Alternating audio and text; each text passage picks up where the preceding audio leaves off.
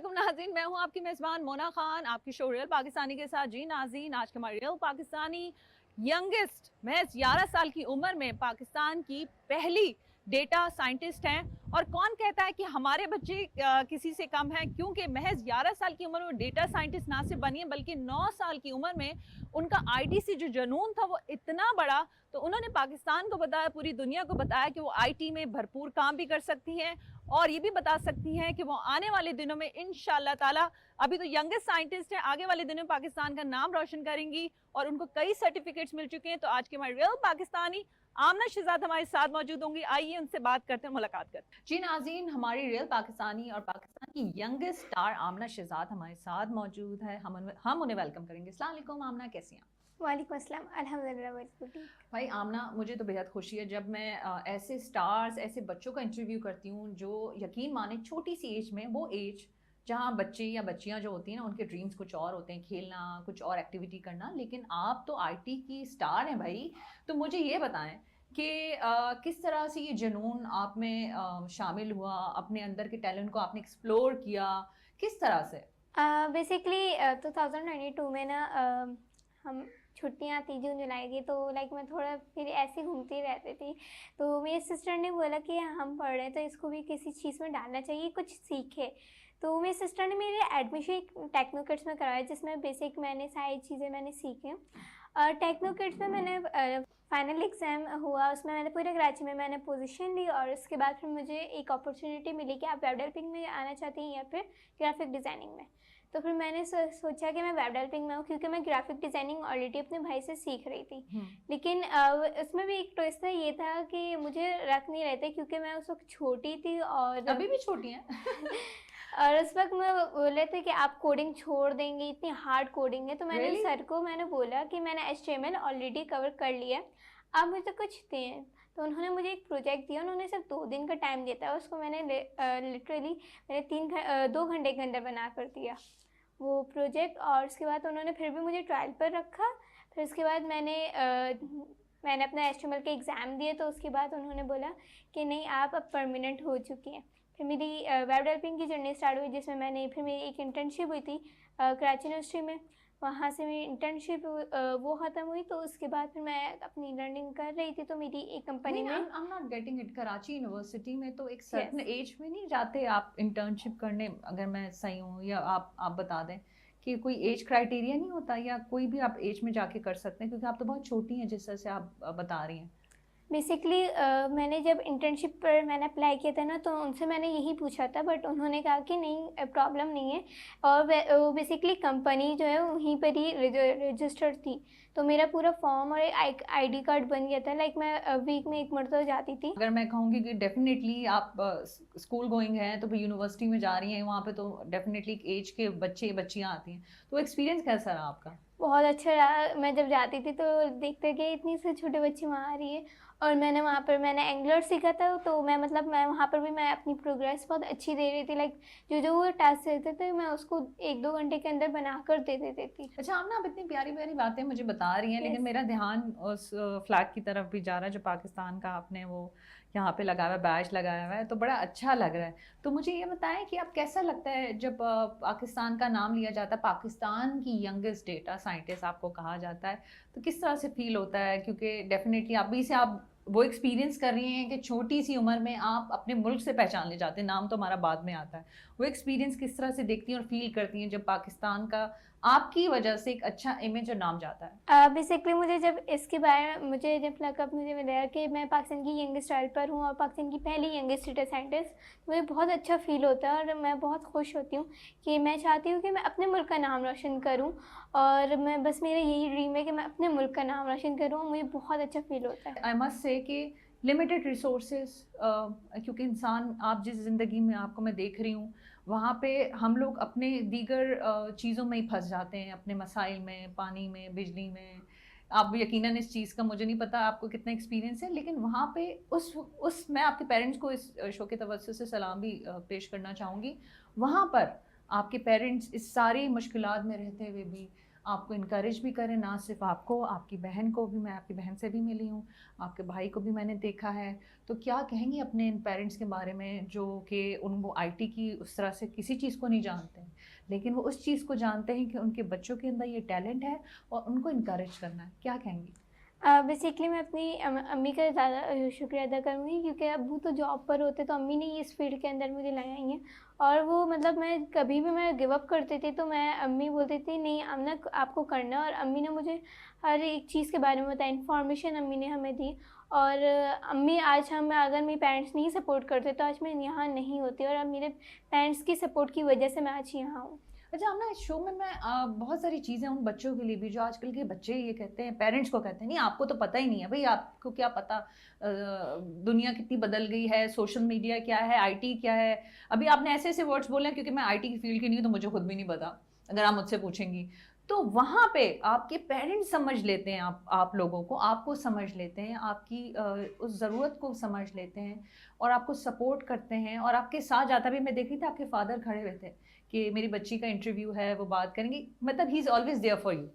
तो क्या कैसा लगता है कि ऐसे पेरेंट्स हों, ऐसी ब्लेसिंग्स हों, दुआएं हों, और वो मुझे पता है वो आप लोगों के लिए डबल मेहनत कर रहे होंगे यकीनन, ताकि आपकी उन चीज़ों को पूरा कर सकें। वो यकीनन ये चाहेंगे कि आज मेरी बच्ची यहाँ है तो वो अपनी हायर एजुकेशन के लिए पाकिस्तान से बाहर भी जाए। क्यों, आपका इरादा है कुछ इस तरह का, या वालिद साहब के साथ आप शेयर भी करती हैं? जी, मेरा है इरादा बहुत है कि मैं सिलिकॉन वैली जाऊँ, मैं वहाँ जाके मैं पढ़ूँ। और मेरे पेरेंट्स का वो उनका भी ड्रीम है कि मैं वहाँ जाऊँ, मेरी बहन भाई जाएँ सिलिकॉन वैली और वहाँ जाकर पढ़ें, ये ड्रीम है हमारा। तो मुझे ये बताएं, इन सारी सफ़र में हमारे यहाँ एजुकेशन मुश्किल है, थोड़ी यस। एक्सपेंसिव भी है, और आईटी की तो आई मस्ट से शायद एक्सपेंसिव हो, आप अपनी फ़ीस भी देती होंगी चीज़ें। तो किन लोगों ने ज़्यादा आपको सपोर्ट किया, आपको कहा कि नहीं हमारी इस बच्ची में, हमारी पाकिस्तानी बच्ची में ये टैलेंट है? या ऐसे ऐसे कुछ लोग होते हैं या ऐसे इंस्टीट्यूशंस होते हैं जो कहते हैं नहीं अगर टैलेंट है तो हम सपोर्ट करेंगे, हम चाहेंगे कि वो बच्ची आगे जाए? तो कुछ ऐसा सिलसिला रहा आपके साथ?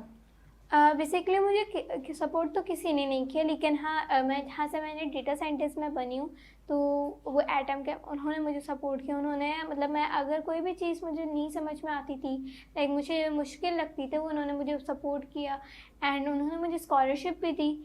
और मैं वहाँ उस इंस्टीट्यूट की मैं एक पहली बार छोटी लड़की हूँ जो कि मैं वहाँ पर उनके साथ मैं पढ़ रही हूँ। क्योंकि आपने कहा ना कि एक सर्टेन एज में जिस इंस्टीट्यूशन में जा रही हैं सब अपनी एज के मुताबिक ही हैं, लेकिन आप सबसे छोटी हैं। यस।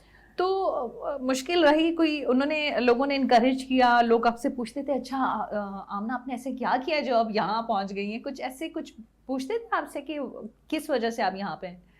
यस, मुझसे पूछते हैं कि आप यहाँ पर किस वजह से हैं और यहाँ आप क्या कर रही हैं, तो मैं उनको बताती हूँ तो वो बहुत ज़्यादा खुश क्या आप होते मैं हैं। क्या बताती कि मैं स्टूडेंट हूँ भाई, मैं यहाँ पे खुद ट्रेनिंग के लिए और इस तरह से करने आई हूँ? तो नहीं, मैं फ़र्स्ट टाइम जब मैं जहाँ पर मैं पढ़ती थी यानी फुल स्टैक डेवलपिंग, तो वहाँ पर ना मैं एक दूसरे बैच को मैं पढ़ा रही थी, तो फर्स्ट टाइम मैं गई थी तो लाइक किसी को पता नहीं चला कि मैं पढ़ाने के लिए आई हूँ एज असिस्टेंट टीचर, तो सब अच्छा, शॉक मुझे थे। भी नहीं पता। अच्छा, रियली?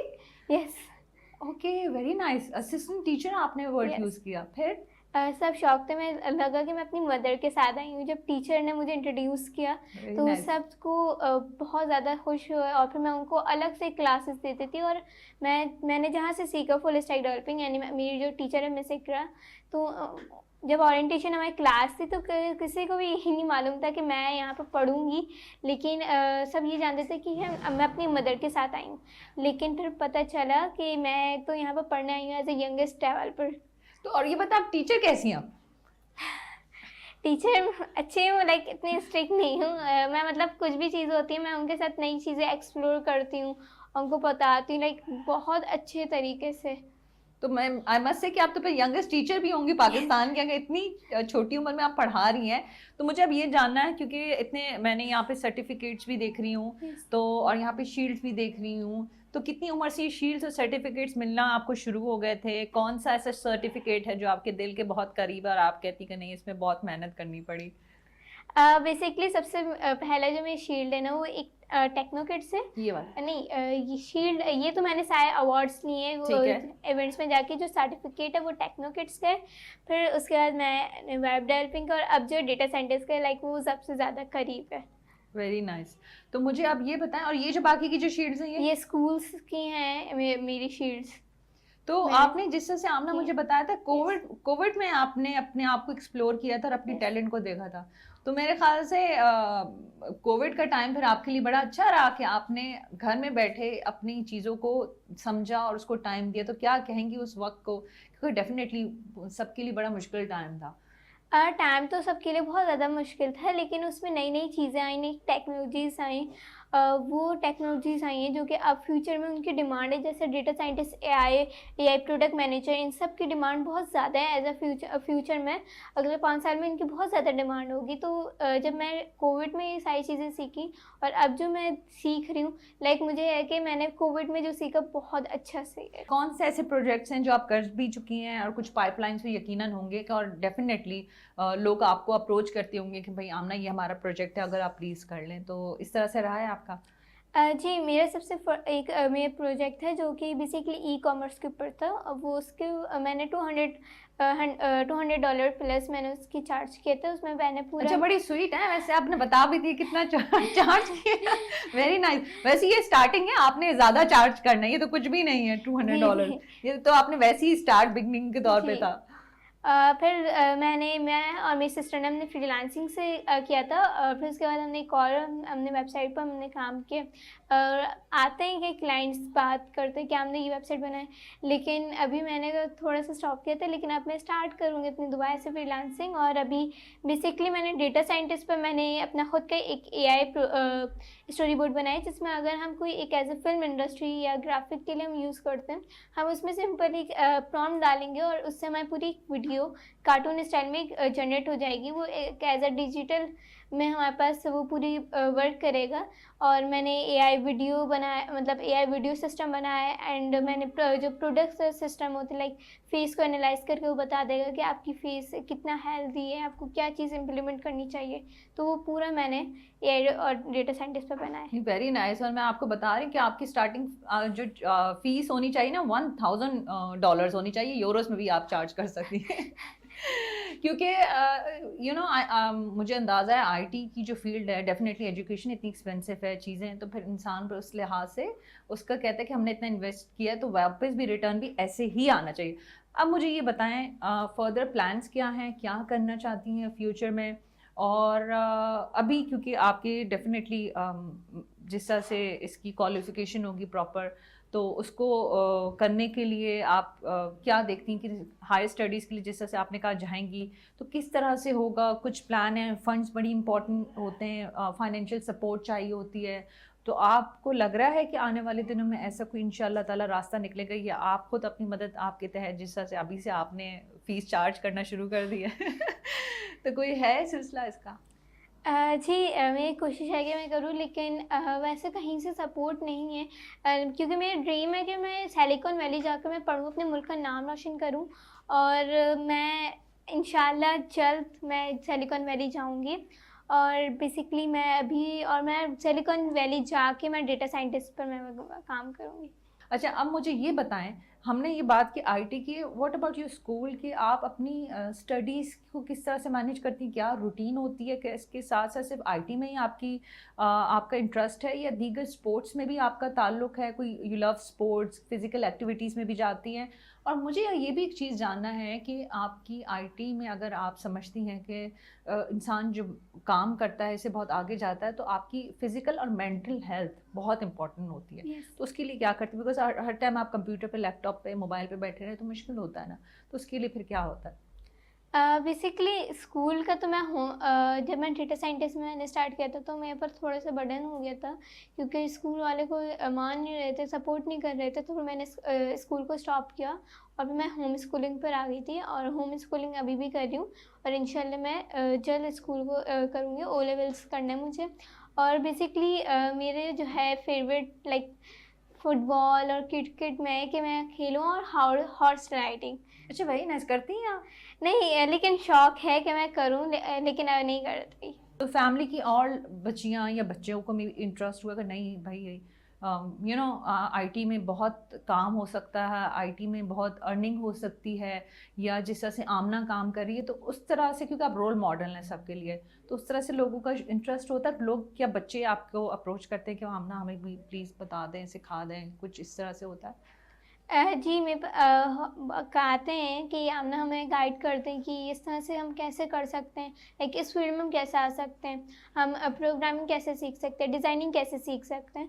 तो मैं उनको पूरे गाइड करती हूँ, लाइक मैं उनको हर एक चीज़ एक्सप्लेन में बताती हूँ कि आपको पहले इस तरह से करनी है, यानी स्टेप बाय स्टेप आप चलेंगी तो आप यानी आप सक्सेस कर लेंगी। आपका कोई जिसको फॉलो करती होंगी, डेफिनेटली बड़े big names, we have big names, तो किसी को आप फॉलो करती हैं, किसी को किसी से आप यूट्यूब पे हर चीज़ मौजूद है, कुछ ऐसी चीज़ें वहाँ से भी आप ट्रेनिंग करती हैं, क्या करती हैं आप? बेसिकली मेरा जिनसे मैं हूँ तो वो एलोन मस्क है, और बाकी मैं यूट्यूब से जो मैं वीडियोस देखती हूँ वो कोड विथ हैरी है, अपना कॉलेज है, उनसे मैं चीज़ें मैं देखती हूँ। और बेसिकली मैं जब वेब डेवलपिंग में भी आई थी HTML मैंने कोड विथ हैरी से ही कवर किया था, तो मुझे वहाँ से बहुत ज़्यादा चीज़ें मतलब समझ में आती हैं और एडवांस चीज़ें मुझे पता चलती है कि ये चीज़ें इसका ये मतलब है। जस्ट बिकॉज आपको अपनी इस ट्रेनिंग को कंप्लीट करना है, इसको प्रॉपर टाइम देना है, तो अभी कौन से ऐसे कोर्सेज कर रही हैं जो आगे जाके इंशाल्लाह ताला और मज़ीद अच्छा काम करेंगे?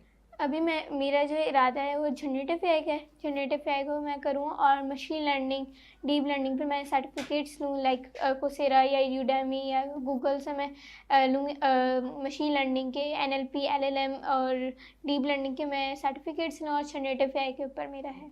और आपने अपनी एक जगह लिखा है कि बड़ी चैलेंजेस का भी आपको सामना करना पड़ा जी। रहा है, लेकिन आपने गिव अप नहीं किया, और वो कौन से चैलेंजेस है जो जिनका आपने सामना किया और आपने गिव अप? बेसिकली वो डेटा साइंटिस्ट पर ही थे, क्योंकि डेटा साइंटिस्ट में जब भी मैं काम करती हूँ तो मॉडल में मसला आ जाता है, या फिर वो जीपीयू में मसला आ जाता है, वो जीपीयू कैश नहीं कर पाते हैं, तो उन सारी चीज़ों में मुझे प्रॉब्लम होती है। तो मैंने उन चैलेंजेस में एक बार तो मैंने सोच लिया कि मैं गिव अप कर दूँ, लेकिन मेरी मदर ने बोला नहीं आमना आपको करना है, तो फिर मैं उस प्रॉब्लम को मैं सॉल्व करने में मैंने 2-3 घंटे लग जाते थे, फिर वो सॉल्व होती थी, और डेटा साइंटिस्ट में ही मुझे सबसे ज़्यादा थोड़े बहुत प्रॉब्लम्स आए, और फिर मैंने उसी को फेस किया। तो कोई आपका टाइम फ्रेम होता है कि नहीं, इस इतने टाइम पे काम करना और इतने टाइम पे अब मुझे सो जाना चाहिए, अब मुझे नहीं जाना? नहीं, थोड़ा सा टाइम का इशू है, क्योंकि मैं रात में काम करती हूँ तो लाइक 2-3 थोड़े बज जाते दो हैं। थोड़े क्या थोड़े 2-3 बज जाते हैं? अच्छा, थोड़े बज जाता है, और मतलब 2-3 बजे हो जाते हैं, तो मैं 3 बजे तक लाइक सो जाती हूँ, उससे जल्दी उससे पहले भी सो उससे जाती भी हूँ। सो सकती हैं। हाँ, वो काम के ऊपर होते हैं, लेकिन फिर मैं उठ जाती हूँ सुबह, लाइक 10 बजे मैं उठ जाती तो नींद पूरी हो जाती है आपकी? हूँ। जी जी। और अम्मी परेशान नहीं होती कि आमना इतनी देर तक आप जाग रही हैं नहीं, ये? वो मेरे साथ ही बैठी हुई होती अच्छा, हैं। ये वेरी नाइस, आपकी अम्मी फिर साथ बैठी रहती जी। हैं, तो वो आपका इससे होता है कि बच्ची उठी हुई है, कोई चीज़ ज़रूरत ना हो या चीज़ों को रखते हुए, दैट्स वेरी नाइस। तो मुझे आप ये बताएं कि आप क्या समझती हैं, दुनिया तो चेंज हो गई है, इस आईटी ने, सोशल मीडिया ने, हर चीज़ ने, लोगों को हद से कुछ ज़्यादा ही नॉलेज है, अवेयरनेस भी है, तो मुझे आप क्या समझती हैं कि आने वाले दिनों में आपका फ्यूचर क्या है, और हमारे जो बच्चे हैं जो आईटी से वाबस्ता हैं, अपने एक्सपीरियंस को रखते हुए, क्या उनका फ्यूचर भी बहुत ब्राइट है, ना सिर्फ पाकिस्तान या पाकिस्तान से बाहर भी? बेसिकली उनका फ्यूचर बहुत ज़्यादा ब्राइट है, जो कि इस फील्ड में आए हैं, और अगर वो बेसिकली नई नई एडवांस चीज़ें वो अगर सीखें तो उनके लिए बहुत ज़्यादा हेल्पफुल है, और फ्यूचर में उनकी डिमांड भी बहुत है, और इंशाल्लाह पाकिस्तान में भी वो सारी चीज़ें आएंगी, और नहीं तो सिर्फ पाकिस्तान में भी और बाहर ममालिक में भी उन चीज़ों की डिमांड है। जैसे डेटा साइंटिस्ट है, एआई प्रोडक्ट मैनेजमेंट है, एआई है, मशीन लर्निंग इंजीनियर है, इन सारी चीज़ों की बहुत ज़्यादा डिमांड है। तो और इनका फ्यूचर बहुत ज़्यादा ब्राइट होगा अगर वो स्टेप बाय स्टेप करेंगे, और अपनी सक्सेस पर फिर वो अपने गोल पर आ जाएंगे, अचीव कर लेंगे वो सारी चीज़ें। तो कुछ रहा, आपकी भी नॉर्मल फ्रेंड्स हैं, रूटीन सामने उसी तरह से रहती है या नहीं रहती, या वही अपनी बहन भाइयों सिबलिंग्स में आप बिजी होती हैं कि नहीं टाइम जो है मुझे अपनी फील्ड को देना, आईटी को देना और कुछ करना है? बेसिकली मेरे वैसे इतने फ्रेंड्स नहीं है, सिर्फ मेरे मैं यही दो आंसर एक्सपेक्ट कर रही थी वैसे। मेरे इतने फ्रेंड है ही नहीं, मैं है ही सिर्फ नहीं। क्लासमेट्स है, तो मैं उनसे बात करती हूँ तो वो भी बोलते हैं कि हमने बात ही नहीं कर रही है, हमने इतनी बिजी हो गई है। तो मतलब मैं एक लैपटॉप पे बैठ के मैं सिर्फ अपना काम कर रही होती हूँ, और बस मैं लैपटॉप पर काम हूँ, और अगर कभी कभार मैंने मैसेज दे दिया तो वो बोलते हैं आमने तो बात ही नहीं कर रही है, आमने मैसेज ही नहीं करती, तो उनको बताती हूँ वो समझ ही नहीं पाते।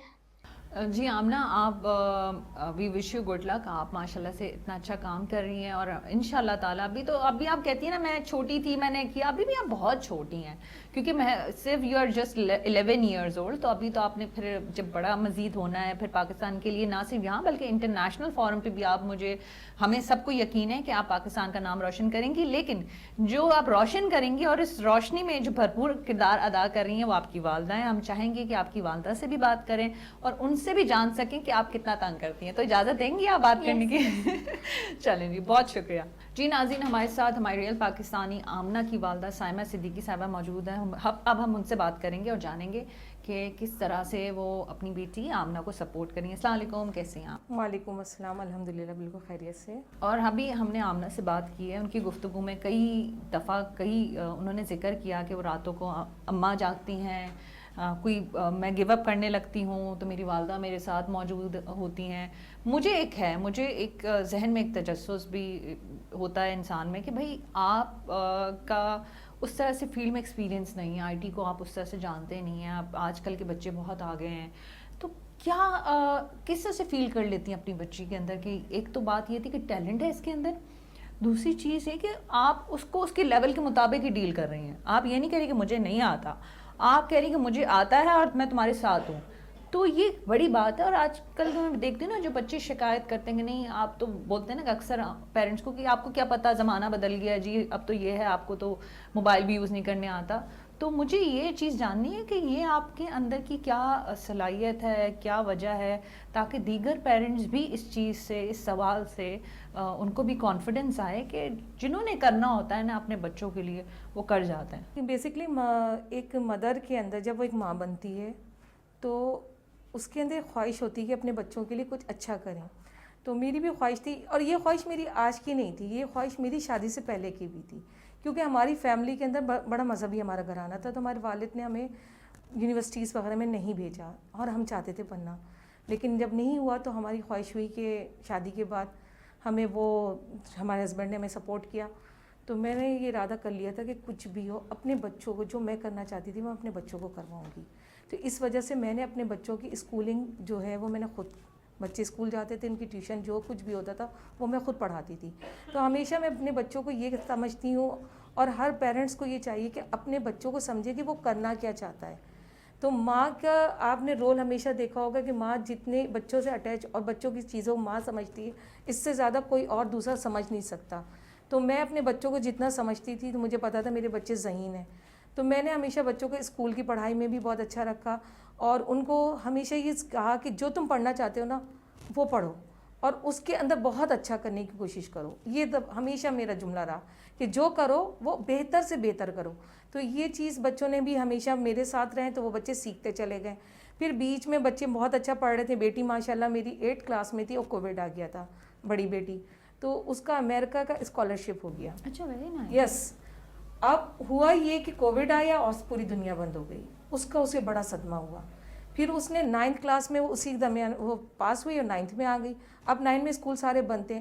अब मेरा दिल ये होता था कि मैंने तो अपने बच्चों को बड़ी मेहनत से पोजीशन होल्डर और स्कॉलरशिप पे मेरे तीनों बच्चे स्कॉलरशिप पे पढ़ रहे थे अपने टैलेंट पे। तो मुझे ये हुआ कि अब स्कूल तो बंद हो गया, अब बच्चों की लाइफ तो ख़राब, अब क्या होगा।